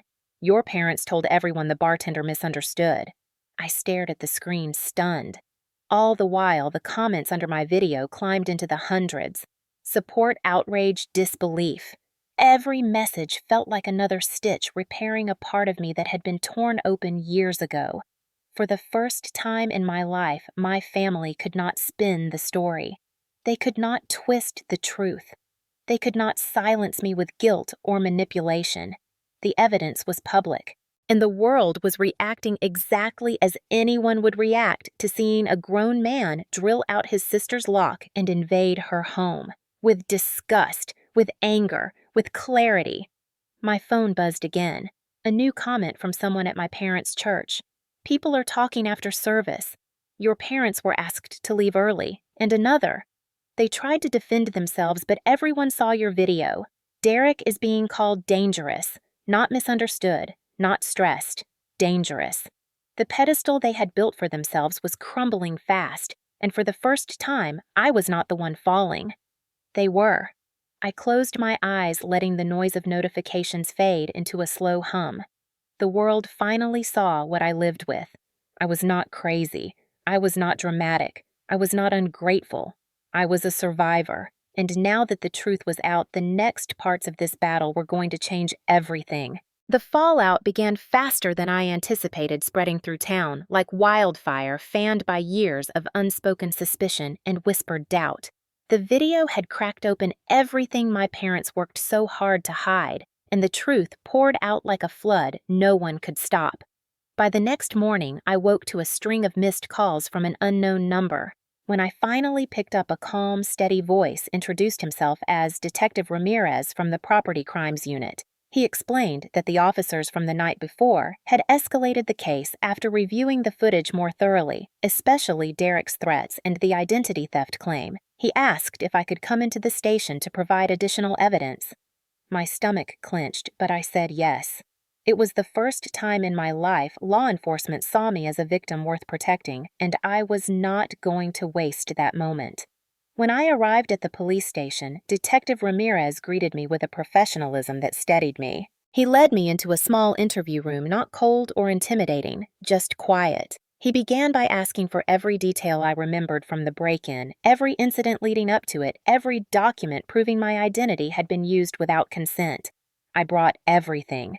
Bank statements, credit alerts, the forged rental agreement, text messages from my parents demanding money, even old photos of bruises I had taken during past incidents and kept hidden in a folder labeled "Do Not Open." When I placed the stack of papers on the table, the detective raised his eyebrows. "This is not just a family dispute. This is a pattern." He asked me to tell him the background from the beginning, and for the first time in any official capacity, someone sat across from me and listened. Really listened. No interruptions, no skepticism, no excuses for Derek, no minimizing the violence. When I finished speaking, the detective leaned back in his chair and exhaled slowly. "Harper, this is serious. Based on what you provided, Derek could be charged with unlawful entry, property destruction, identity theft, harassment, and possibly assault from previous incidents if you choose to pursue those." As for your parents, they could face charges for aiding and abetting unlawful entry conspiracy to defraud and potential elder abuse claims from your aunt's separate report. My breath caught. Elder abuse. What report? Detective Ramirez paused. Your Aunt Linda came in this morning. She gave a statement about financial manipulation and coercion involving your grandparents' estate years ago. It seems your parents have a long history of taking advantage of relatives. Hearing that made something inside me fracture. This went deeper than anything I imagined. While I was struggling to rebuild my life, my parents were leaving damage everywhere. This was not an isolated pattern. This was who they were. The detective reassured me that everything would move through the proper channels. Before I left, he handed me a stack of papers to sign and gave me information about victim advocacy services. Then he said something I would never forget. You did the right thing coming forward. People like your brother keep escalating until someone stops them. You may have prevented something far worse. As I walked out of the station, sunlight hit my face warm and steady, and for a moment I closed my eyes and let myself breathe. This was happening. Finally. When I got home, more messages flooded my phone. Friends, former coworkers, neighbors I barely remembered. But the message that made my heart hammer came from an unknown number. Your brother has been arrested. Call me. It was from the detective. I read it twice to make sure I was not imagining things. Derek arrested. For a moment, I just stood there frozen. The world around me faded out. Then the relief hit me like a wave. Not joy, not triumph. Relief. Not because I wanted him punished, but because he could not walk into my home tonight, could not drill out another lock, could not scream in my face or throw me down a staircase or force his way into my life. He was finally contained. But the consequences did not stop there. By evening, the church board where my parents had paraded their moral superiority for decades issued a statement saying they were suspended from all volunteer roles pending an internal review. My mother texted me a message so long it needed 3 screens to scroll through a mix of scripture guilt-tripping accusations, warnings, and emotional manipulation. I read none of it. I deleted it. My father tried next. His message was shorter. You are ruining this family. Fix it. I blocked him too. But the message that shook me the most came from Derek's ex-wife. She had seen the video. She had filed her own police report. She thanked me because, as she put it, you finally gave people something they cannot ignore. The next day, I received an email from the victim advocate assigned to Derek's case. She explained the timeline of hearings, the restraining order process, and what to expect moving forward. She assured me multiple times that I did the right thing and that the system took situations like mine seriously. When I hung up the phone, the house felt different, lighter, not physically, emotionally, spiritually. For the first time in my adult life, I was safe. That night, a neighbor I barely knew knocked on my door holding a casserole dish. Cynthia, early 60s, warm eyes, the type of Southern woman who believed food could patch wounds. She said she had seen the video and wanted to check on me. I meant to just say thank you, but instead I stood there in my doorway and cried. Not because of pain, because of kindness, a kind I never received from the people who were supposed to love me. Inside, she hugged me gently and said, Honey, sometimes your real family is the one you find late in life. I cried harder. The next morning, the court approved an emergency protective order barring Derek from coming within 500 feet of my home or workplace. And to my shock, the judge added my parents to the notice list, strongly advising them to avoid contacting me until the case concluded. Nothing about this was easy. Nothing about it was joyful. Justice is not glamorous. It is paperwork and shaking hands and sleepless nights and reopening wounds you fought hard to bury. But it was justice. And for the first time in my life, justice was on my side. My family's image crumbled completely. Their church friends distanced themselves. Relatives condemned their behavior.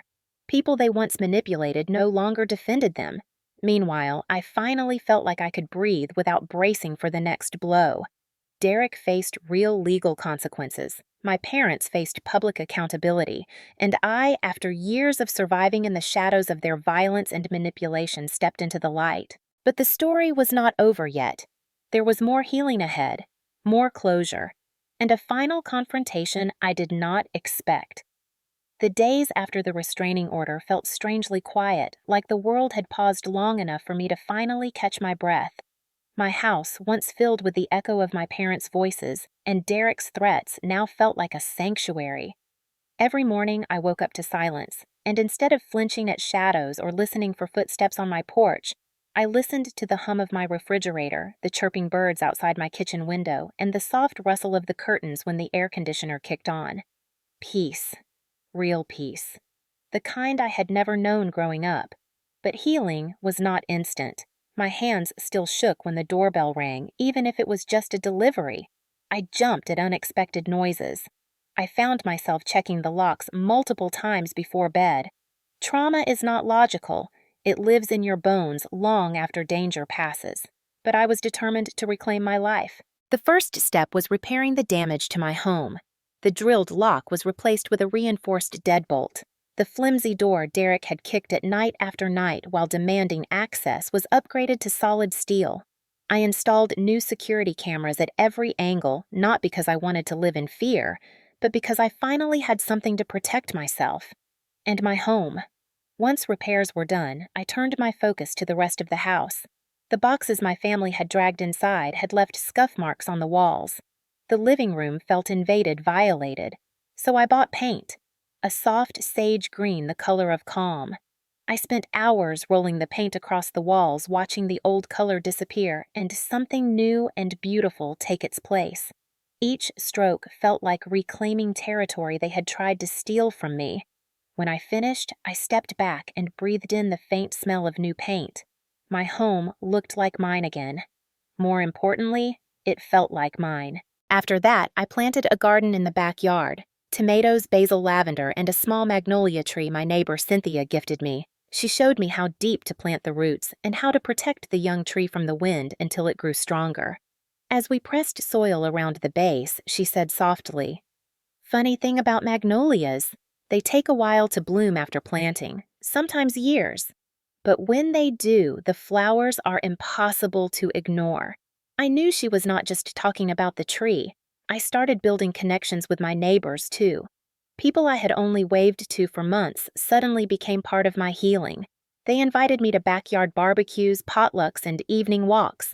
One neighbor, an older man named George, taught me how to fix a loose fence board. Another, a retired nurse named Helen, always left extra vegetables on my doorstep from her garden. For the first time, community did not mean obligation or manipulation. It meant support, kindness, freedom. I also started journaling, something the victim advocate suggested. Every night I wrote about what happened, what I felt, what still scared me, and what I hoped for. Some entries were messy and angry, others full of gratitude for small victories. But every word helped untangle years of confusion and emotional knots my family had tied around my heart. One night, I wrote a sentence that made me stop and reread it again and again. "I finally feel safe in my own home." Tears blurred the ink as I wrote it. Because it was true. The more I healed, the more the pieces of my life began to align again. Work became easier. My chest no longer tightened every time my phone buzzed. I cooked dinner for myself for the first time in weeks, filling the house with the smell of garlic and rosemary instead of fear. I even adopted a dog from the local shelter. A gentle golden mutt with sad eyes and a wagging tail who had been abandoned by his previous owners. I named him Bo. He followed me everywhere, never letting me out of his sight, as if sensing I needed him as much as he needed me. And in a way, we were healing together. But the biggest milestone came the day I stood in front of the bathroom mirror and realized I no longer recognized the haunted look in my own eyes. I looked strong, steady, present. The past was still there, but it no longer defined me. I was building something new. My therapist, whom I finally felt strong enough to seek out, told me healing was not linear. She explained that people like my family often left invisible wounds, and those wounds took time to close. There would be setbacks. There would be hard days, but every step forward mattered, and I was finally taking steps instead of running. One afternoon, as I watered the magnolia tree, I noticed a small bird perched on one of the branches. The tree was still young, still fragile, but it swayed gently in the breeze, standing stronger than the day I planted it. I watched it for a long time, recognizing a piece of myself in its resilience. Later that evening, as the sun dipped below the horizon and the yard filled with golden light, I sat on my porch with Beau curled at my feet. The air smelled like cut grass and fresh soil. The wind rustled the leaves softly, and for the first time in years, I felt an overwhelming sense of peace settle into my bones. Not because everything was finished, but because I was still here, because I had survived, because I was free. Healing was not loud or dramatic. It was slow, silent, 1,000 small choices to keep going, and I was making those choices every single day. As I watched the magnolia sway gently, I whispered to myself, I did it. I really did it.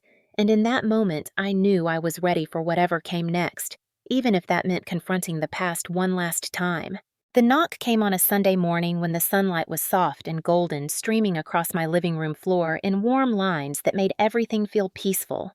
Beau lifted his head from where he lay beside me, ears perked a soft rumble rising in his chest. I froze, pulse quickening.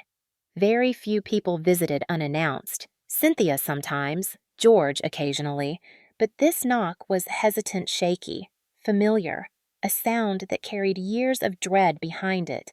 I stood slowly, Beau padding beside me.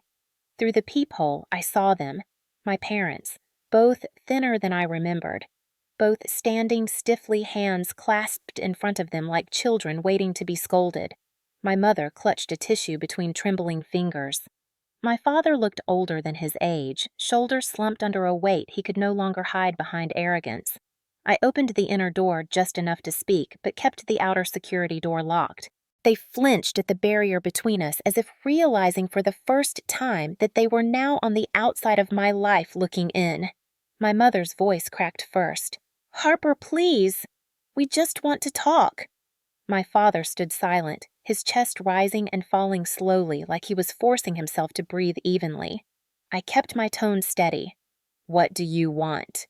My mother swallowed hard. We came to apologize." The air went still. For a moment, I thought I had misheard.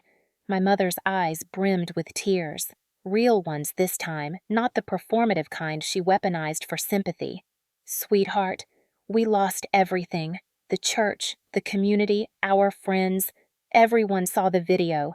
I saw it too, and I cannot believe I let things get that far." My father cleared his throat. "Derek is facing charges. Heavy ones. He might go to prison. We know we failed you. We know we hurt you." He had never said those words to me in my entire life. I felt the old ache rising in my chest, the exhausted, bruised part of me that had begged for this acknowledgement for decades. But I had learned something during the months of healing. An apology without change is manipulation, and forgiveness without boundaries is self-destruction.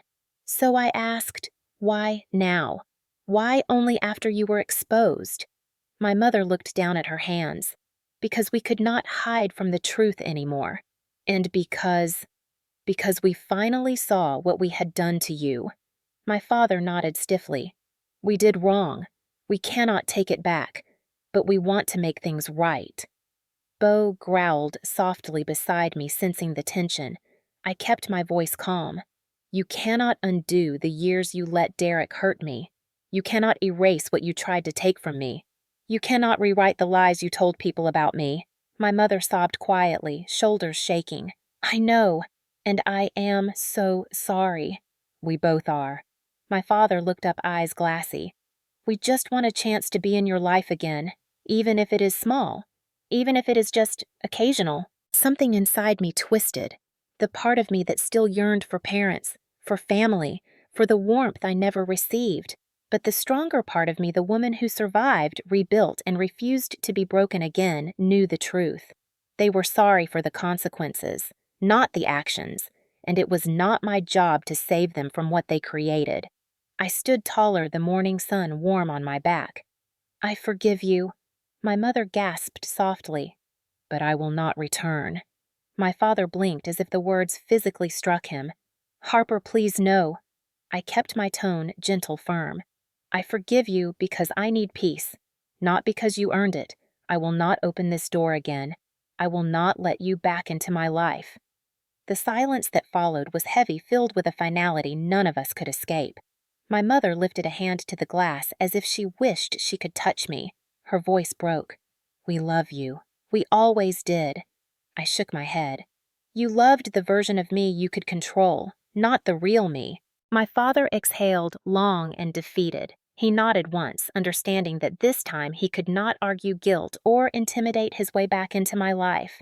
They turned to leave, shoulders hunched, steps slow.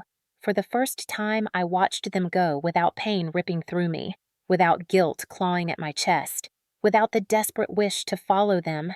Bo pressed his head against my leg, grounding me. When they disappeared around the corner, I closed the door gently, ensuring the lock clicked into place. Not a lock to keep me trapped, a lock to keep me safe. An hour later, as I sat on my porch with Bo at my feet and a cup of hot tea warming my hands, I felt something I never expected to feel after such an encounter. Relief. The kind that fills your lungs fully for the first time after years of shallow breathing. The magnolia tree in my yard swayed in a soft breeze, its leaves shimmering in the sunlight. New growth had begun at the tips of its branches. Healing takes time, but it happens. As I looked out at my little garden at the home I worked so hard to build, at the life I chose for myself, a thought settled over me like a warm blanket. Family is not always blood. Sometimes it is the people who keep you safe. I lifted my phone and typed a message for the ending of my video script, my voice steady and sure as I wrote the words I wished someone had told me years ago. Where are you watching from? Have you ever had to walk away from toxic family? What would you have done? I hit save and leaned back in my chair as the sun rose higher, casting light across the home that was finally truly mine. Sometimes life hands you a moment that shakes you awake, a moment that forces you to look at everything you have survived and say, never again.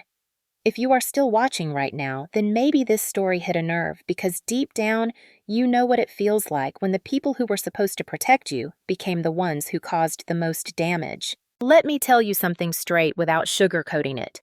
Walking away from toxic family is not betrayal. It is self-defense. And if anyone has ever tried to guilt trip you into staying in a home that broke you, remember this love without respect is just manipulation, dressed up in nicer words. So let me ask you something, and I want you to answer honestly in the comments. Have you ever been pressured to fix a family that did not care if they broke you first? Have you ever been called ungrateful, dramatic, or selfish for choosing peace over chaos? And have you ever been the one holding everything together while everyone else took advantage of your kindness? I know many of you watching are from a generation that was taught to keep the family together no matter what. But here is the tough truth. Keeping a family together should never require breaking yourself apart.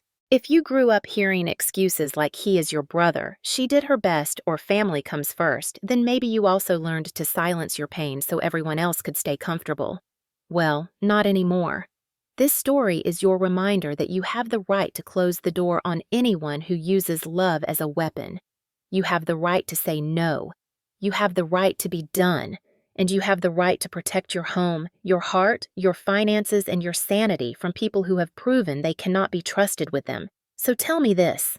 What would you have done in Harper's place? If your own family drilled out your lock, forced their way into your house, and tried to take what you built with your own two hands, would you still feel guilty about walking away? Or would you finally realize that loyalty means nothing when the people you are loyal to keep hurting you? And I want to speak to the people who have lived through years, maybe decades, of trying to earn approval that never came. You deserved better. You still do. There is nothing noble about staying in a painful place just to prove you are strong. Real strength is leaving. Real strength is setting boundaries. Real strength is saying, I deserve a life that does not revolve around surviving other people's selfishness. And if you are sitting here thinking, but what if they change? Let me tell you something hard but true. People rarely change when you keep letting them use you. They change when you stop letting them. They change when the consequences finally hit. They change when you choose you. So here is your moment to speak up. Where are you watching from? What part of this story hit you in the gut? Have you ever walked away from a toxic family member? Are you thinking about doing it now? And do you truly believe, that family is earned, not owed? Your comment might be the thing that helps someone else feel less alone. Your story might be the one that makes another viewer finally take the step they have been too afraid to take. And if you are still healing from wounds no one ever apologized for, I hope this story reminded you that healing is not weakness. It is taking your life back piece by piece. So drop a comment, share your truth. Tell us what you survived and what you refuse to tolerate anymore. Because you matter. Your peace matters. Your safety matters. And your life does not belong to people who only show up to take from you. Thank you for watching, and wherever you are. Whatever you have been through, remember this one thing. You do not owe anyone access to a life they tried to destroy.